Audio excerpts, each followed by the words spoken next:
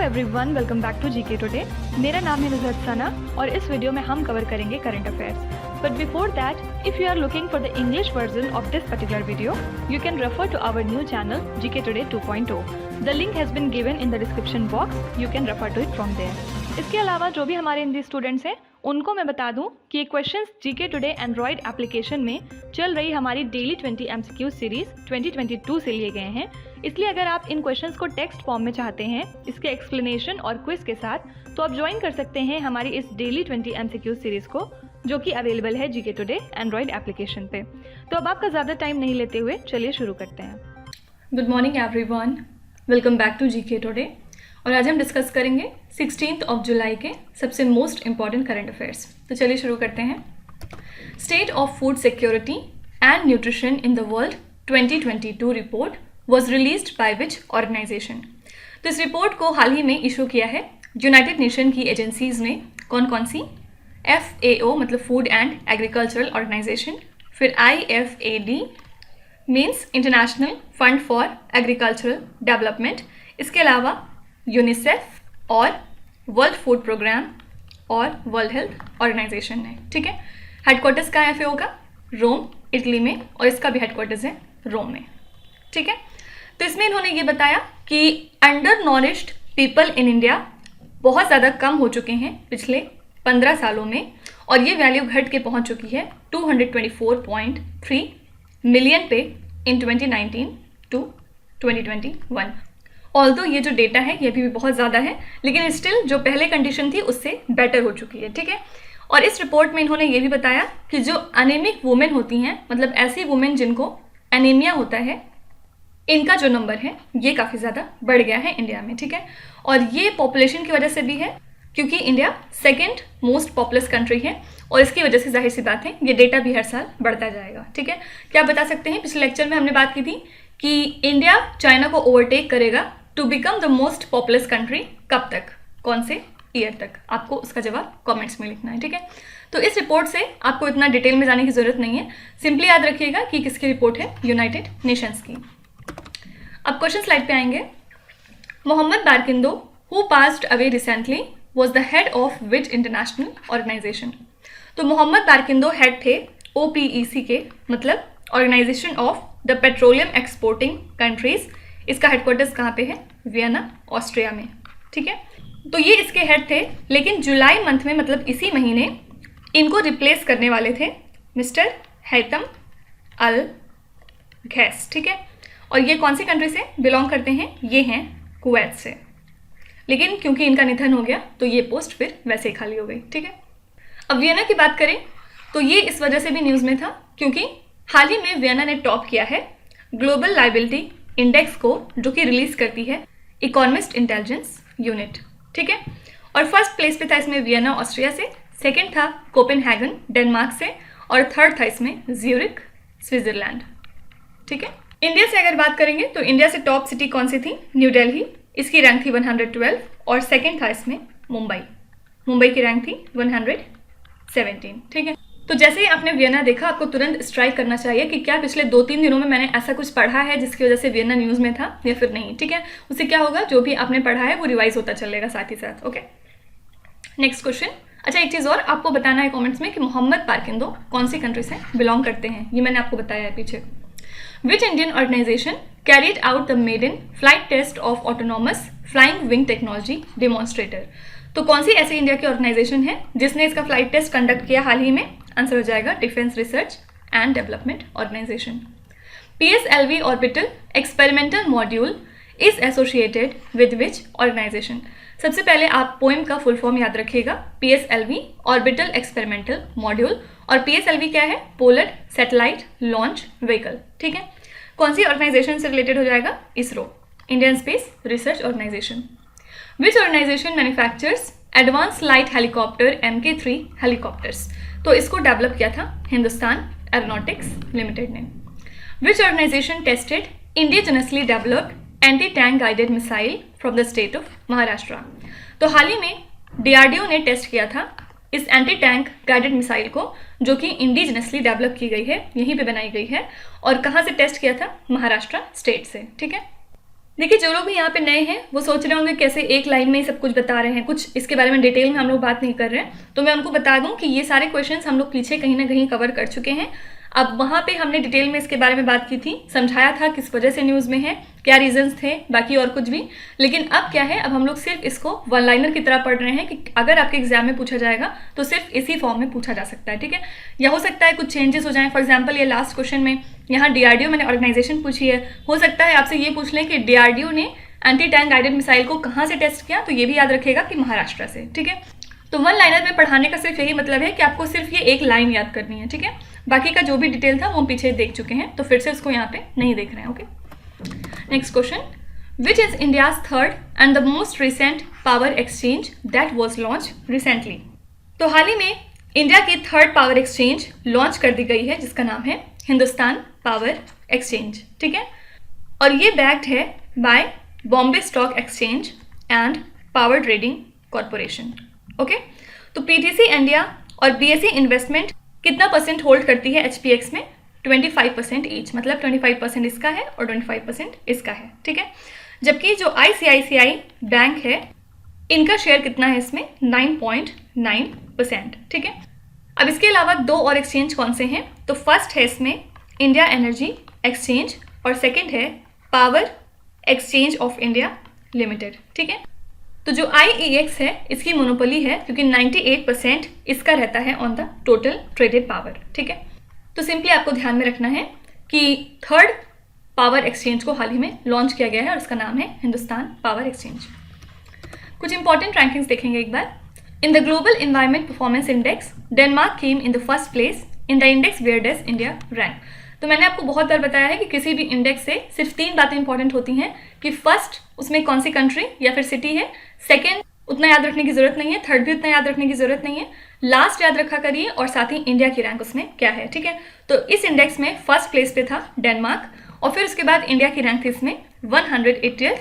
और इंपॉर्टेंट बात क्या है कि इंडिया ही बॉटम पोजीशन पे भी है। टोटल 180 कंट्रीज को इसमें रैंक किया गया था और हम हैं लास्ट पोजीशन पे। Which state topped in the Delta ranking of Shyam Prasad Mukherjee rurban mission in the month of June? तो इसको टॉप किया है झारखंड ने और इस मिशन को लॉन्च किया था सेंट्रल गवर्नमेंट ने 2016 में और एम क्या था? लोकल इकोनॉमिक डेवलपमेंट को प्रमोट करना, साथ ही जो भी बेसिक सर्विसेज हैं उनको इन्हांस करना और वेल प्लान्ड क्लस्टर्स को क्रिएट करना, ठीक है। तो इसको टॉप किया है झारखंड स्टेट ने जून मंथ के लिए। विच is the most expensive city in India for the foreign employees as per the Mercer's 2022 cost of living city ranking? तो फॉरेन एम्प्लॉयज़ के लिए इंडिया की सबसे एक्सपेंसिव सिटी मानी गई मुंबई को, ठीक है। और मुंबई की रैंक कितनी थी? 127 इसमें। इसके बाद था न्यू दिल्ली की रैंक थी 155। याद रखिएगा पुणे और कोलकाता लीस्ट एक्सपेंसिव सिटीज़ मानी गई, जहाँ पे पुणे की रैंक थी 201 और कोलकाता था 203 पोजीशन पे, ठीक है। नेक्स्ट है what is the rank of India in the world gold council report of largest gold recyclers. तो गोल्ड रिसाइकल करने के टर्म्स में इंडिया कौन सी रैंक पे है? आंसर हो जाएगा फोर्थ। हम फोर्थ पोजीशन पे हैं क्योंकि हमने कितना टन गोल्ड रिसाइकल किया है? 75 टन्स, ठीक है। फर्स्ट पोजीशन पे है इसमें चाइना ने टोटल 168 टन्स ऑफ गोल्ड को रिसाइकल किया है। उसके बाद सेकेंड है Italy with 80 tons of gold और थर्ड है इसमें यूएस ने किया है 78 टन्स ऑफ गोल्ड का रिसाइकल, ठीक है। तो चाइना, इटली, यूएसए और इंडिया ये टॉप 4 कंट्रीज हैं इन terms of gold recycling. Which state is ranked first in Asia in affordable talent in the global startup ecosystem report? Answer हो जाएगा केरला। और अगर हम ओवरऑल बात करें ग्लोबली तो केरला की रैंक थी 4th, ठीक है। तो केरला सूटेबल माना गया for investment in artificial intelligence and data analytics, ठीक है। Next question, which is the venue of the national conclave on mines and mineral? तो हमारे union minister for mines Prahlad Joshi ने हाल ही में इनॉग्रेट किया है 6th national conclave on mines and minerals. कहाँ पे? नई दिल्ली में, ठीक है। और इस कॉन्क्लेव को ऑर्गेनाइज किया गया था एज अ पार्ट ऑफ आज़ादी का अमृत महोत्सव। तो union home minister Amit Shah ने प्रेजेंट किया है राष्ट्रीय खनिज विकास पुरस्कार को दूसरे अदर अवार्ड्स के साथ डिफरेंट कैटेगरीज में इस कॉन्क्लेव के दौरान, ओके। तो याद रखिएगा इसको कहाँ पे ऑर्गेनाइज किया गया था? नई दिल्ली में। कुछ इंपॉर्टेंट वेन्यू और होस्ट एक बार देख लेते हैं। What is the name of mascot of 44th Chess Olympiad to be hosted by Chennai in 2022? तो जो 44th चेस ओलंपियाड है उसको होस्ट करेगा चेन्नई और इसके लिए मैस्कट क्या था? थम्बी। ठीक है, कुछ इंपॉर्टेंट मैस्कट अगर देखें तो याद रखिएगा, खेलो इंडिया यूनिवर्सिटी गेम्स के लिए मैस्कट क्या डिसाइडेड था? धाकड़। और इसके लिए होस्ट कौन सा स्टेट था? हरियाणा। ठीक है, इसके अलावा on the world environment day जो कि हम सेलिब्रेट करते हैं 5 जून को हर साल, एनवायरनमेंट मिनिस्टर भूपेंद्र यादव ने एक मैस्कट लॉन्च किया था जिसका नाम था प्रकृति। ठीक है, इसके अलावा चाचा चौधरी मैस्कट है national mission for clean Ganga के लिए। ओके, नेक्स्ट है which country is the host of Shangri-La dialogue मतलब एशिया सिक्योरिटी समिट। तो इस समिट को होस्ट किया है सिंगापुर ने। Which city is the host of the summit of the Americas 2022? Answer हो जाएगा Los Angeles. Which city will host India's first international conference on cruise tourism in 2022? This is Mumbai. Which country hosted the 10-day meeting of parties to the Antarctic treaty? इसके लिए host था Germany. ठीक है, next है what is the tenure and the financial outlay of the jute mark India scheme? तो government ने हाल ही में जूट प्रोडक्ट के ऑथेंटिसिटी के लिए सर्टिफिकेट इशू किए हैं और इसी के साथ इन्होंने जूट मार्क इंडिया लोगो रिलीज किया है। ठीक है, ये एक तरह का इनिशिएटिव है इंडिया के जूट प्रोडक्ट्स को प्रमोट करने के लिए।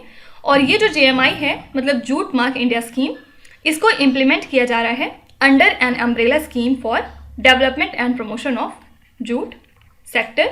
कब से कब तक? बिटवीन फाइनेंशियल ईयर 2022 से लेके 2026। और इसके लिए लागत कितनी है? 485.58 करोड़ रुपीस। ठीक है, तो जो भी जूट मार्क लेबल हैं वो अपने साथ एक यूनिक QR कोड कंटेन करेंगे जिसमें प्रोड्यूसर की इंफॉर्मेशन दी होगी। और इसी के साथ जो नेशनल जूट बोर्ड है ये एक नोडल एजेंसी है यूनियन टेक्सटाइल मिनिस्ट्री की, जो कि रिस्पॉन्सिबल होती है जूट और जूट प्रोडक्ट को प्रमोट करने के लिए। ठीक है, तो यहाँ पे आंसर हो जाएगा फाइनेंशियल ईयर 2022 से लेके 26 और लागत है 485.58 करोड़ रुपीज़। कुछ इंपॉर्टेंट योजना एक बार रिवाइज कर लेते हैं। What type of scheme is प्रधानमंत्री जीवन ज्योति बीमा योजना? तो ये एक तरह की लाइफ इंश्योरेंस स्कीम होती है और ये किस वजह से न्यूज़ में थी? क्योंकि हाल ही में गवर्नमेंट ने जो प्रीमियम रेट्स हैं प्रधानमंत्री जीवन ज्योति बीमा योजना और प्रधानमंत्री सुरक्षा बीमा योजना के, इनको बढ़ा दिया है। ठीक है, Stree Nidhi is a scheme associated with which state और द यूनियन टेरिटरी? तो ये किस पर्टिकुलर स्टेट की स्कीम है? आंसर हो जाएगा Telangana. PDUNWFS is a scheme implemented by which union ministry? इसका फुल फॉर्म क्या होता है? Pandit Deendayal Upadhyay national welfare for sports person. ठीक है, और इसको इम्प्लीमेंट करेगी ministry of youth affairs and sports. तो इस स्कीम को हाल ही में इम्प्लीमेंट किया है हमारे youth affairs minister Anurag Singh Thakur ने। National apprenticeship promotion scheme is the initiative of which union ministry? तो ये कौन सी मिनिस्ट्री से रिलेटेड है? Ministry of skill development and entrepreneurship. Which Indian state has launched a new scheme जिसका नाम है नारी को नमन? तो नारी को नमन कौन से स्टेट से रिलेटेड है? Himachal Pradesh. Which is the first state assembly to pass a resolution against the Agnipath recruitment scheme? तो याद रखिएगा पंजाब ऐसा पहला स्टेट बन गया है जिसने कि एक रेजोल्यूशन पास किया है against the Agnipath scheme. Okay, next question. India achieved a world record for the construction of longest double decker viaduct in which city? तो हाल ही में इंडिया ने एक वर्ल्ड रिकॉर्ड क्रिएट किया है लॉन्गेस्ट डबल डेकर वायाडक्ट को कंस्ट्रक्ट करके नागपुर में। कितने किलोमीटर्स की है ये? 3.14 किलोमीटर्स। ठीक है, तो महाराष्ट्र मेट्रो और national highway authority of India ने कंस्ट्रक्ट किए हैं highest number of metro stations को on this double decker viaduct और इसको रिकॉग्नाइज किया है एशिया बुक ऑफ रिकॉर्ड्स ने, साथ ही इंडिया बुक ऑफ रिकॉर्ड्स ने।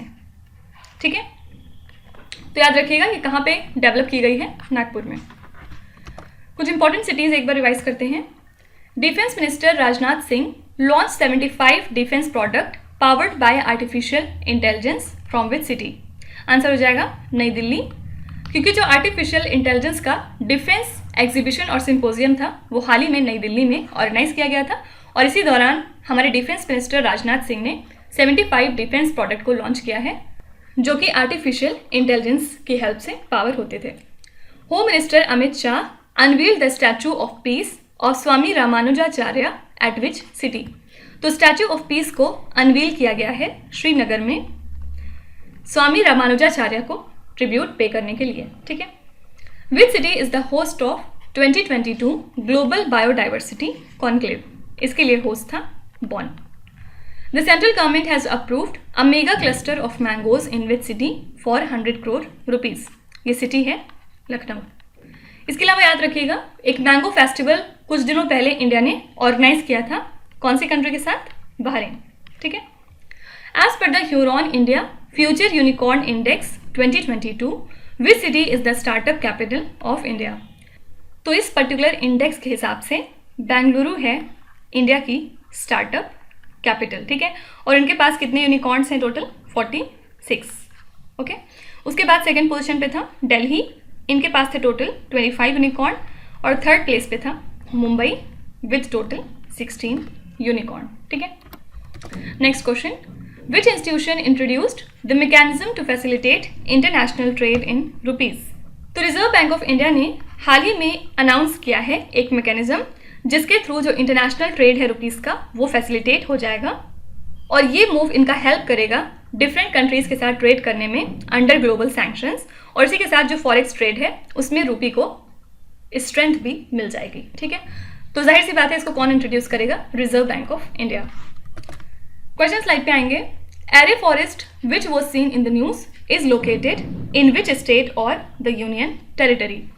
तो आपको पता होगा कि एकनाथ शिंदे नए चीफ मिनिस्टर बन चुके हैं महाराष्ट्र स्टेट के। तो हाल ही में इन्होंने एरे फॉरेस्ट से रिलेटेड एक डिसीजन लिया था और एरे फॉरेस्ट एक्चुअली एक तरह का इको सेंसिटिव जोन है on Sanjay Gandhi national park, ठीक है। तो कहाँ पे है ये? महाराष्ट्र स्टेट में। साथ ही याद रखिएगा डेप्यूटी चीफ मिनिस्टर कौन बन गए हैं महाराष्ट्र स्टेट के लिए? ये हैं बीजेपी के leader Devendra Fadnavis. Talcher coal field which was seen in the news is located in which state. तो ये एक तरह की लार्जेस्ट फील्ड है, कहाँ पे? उड़ीसा में, और ये प्रोवाइड करती है लगभग 52 बिलियन टन्स ऑफ गोल्ड, ठीक है। तो तालचर कोल फील्ड ने 95 मिलियन टन्स प्रोड्यूस किए हैं ड्यूरिंग फाइनेंशियल ईयर 22। तो मिनिस्ट्री ऑफ कोल ने हाल ही में आइडेंटिफाई किया है construction of MCRL phase 1 and 2 project as high impact project under प्रधानमंत्री गति शक्ति, ठीक है।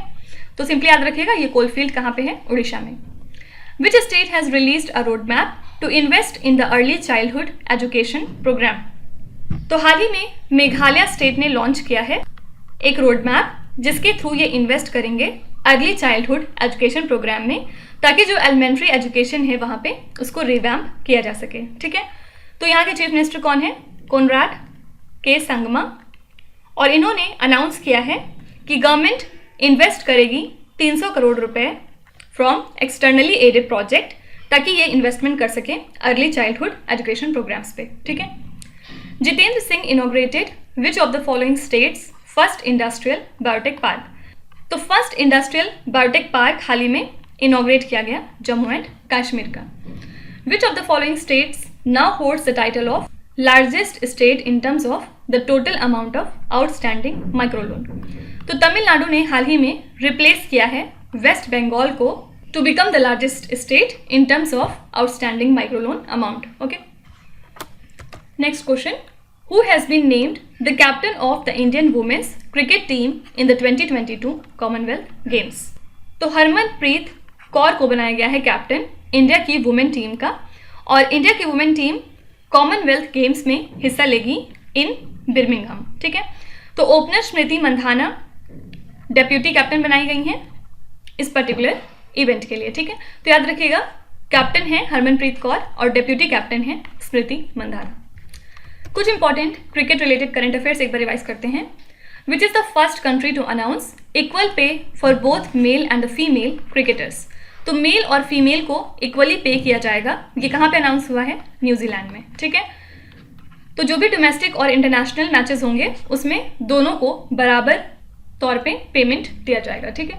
Which Indian cricketer created a world record for scoring the most runs in an over in test cricket. तो एक ओवर में 35 run बना के एक नया रिकॉर्ड क्रिएट किया है जसप्रीत बुमराह ने। Ion Morgan who announced retirement from international cricket was from which team.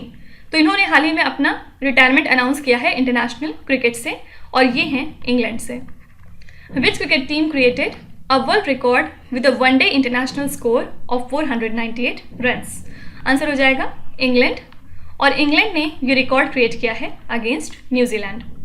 Which company recently acquired the UAE T20 cricket league franchise. Answer हो जाएगा अदानी ग्रुप, ठीक है। इसके अलावा याद रखिएगा पहली वुमेन क्रिकेटर कौन है जो कि 6 वर्ल्ड कप खेल चुकी हैं, ये हैं Mithali Raj, okay. Next question, Asian under 20 wrestling championships was held in which country. तो इंडिया की अंडर 20 रेसलिंग टीम ने हाल ही में जीते हैं 22 मेडल्स, जिसमें से 4 गोल्ड हैं, ठीक है। और ये कहाँ पे हुआ था इवेंट? मनामा, बहरीन में, फाइन। तो इंडिया ने टोटल 4 गोल्ड जीते थे, 9 सिल्वर और 9 ब्रोंज, और इसमें से 22 मेडल्स में से वुमेन ने 10 मेडल जीते हैं, जिसमें से 3 गोल्ड हैं, ठीक है। इसके अलावा याद रखिएगा कि इंडियन रेसलर्स ने 8 मेडल जीते थे अभी कुछ दिनों पहले अंडर 15 एशियन रेसलिंग चैंपियनशिप में, फाइन। कुछ इंपॉर्टेंट चैंपियनशिप एक बार देखते हैं। What is India's position on the under 15 Asian wrestling championship. तो इसमें हम हैं 3rd पोजीशन पे, फर्स्ट पे था इसमें ईरान, और 2nd पोजीशन पे था कजाकिस्तान, ठीक है, और 3rd पे थे India. Which Indian wrestler won a bronze medal at the under 23 Asian wrestling championships 2022। तो ब्रोंज मेडल जीता है दीपक पुनिया ने। Which is the venue of the 2022 women's world boxing championship. Answer हो जाएगा इस्तांबुल, ठीक है। और इसी इवेंट में निखत जरीन ने गोल्ड मेडल जीता था, और ये कौन से स्टेट से हैं? तेलंगाना से। आपको कमेंट्स में लिखना है कि कौन सी 2 वुमेन हैं जिन्होंने ब्रोंज जीता था इस पर्टिकुलर चैंपियनशिप में, उनके नाम आपको कमेंट्स में लिखने हैं, ठीक है। Which state won the hockey India senior women's national championship 2022। इसको जीता है उड़ीसा ने, किसको हरा के? कर्नाटका को। आपको कमेंट्स में लिखना है कि ये पर्टिकुलर चैंपियनशिप कौन से स्टेट में हुई थी। Which state's e proposal system has won the champion project award in United Nations WSIS prizes 2022।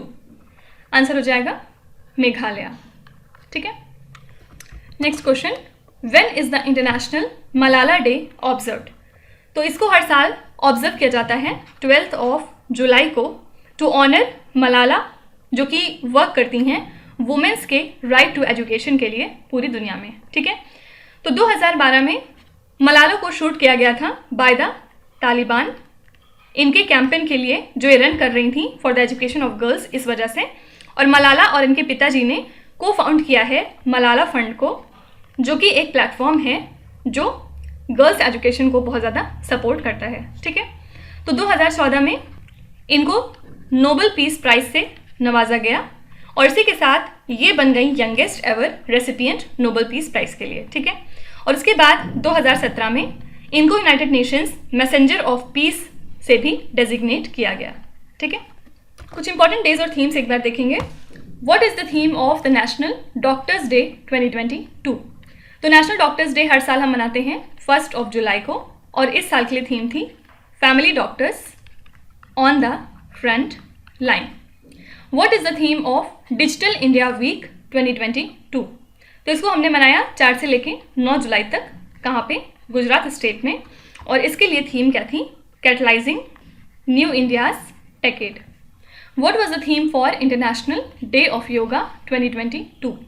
तो इसको हम मनाते हैं 21 जून को, और इस साल के लिए थीम थी योगा फॉर ह्यूमैनिटी, ठीक है। और इसका मेन सेलिब्रेशन कहाँ पे हुआ था? मैसूर में। What is the theme of the World Blood Donor Day 2022? इसके लिए थीम थी blood donation and act of solidarity. आपको कमेंट्स में लिखना है कि वर्ल्ड ब्लड डोनर डे हम किस दिन ऑब्जर्व करते हैं, ठीक है। तो अब आ जाते हैं आपके क्विज पे।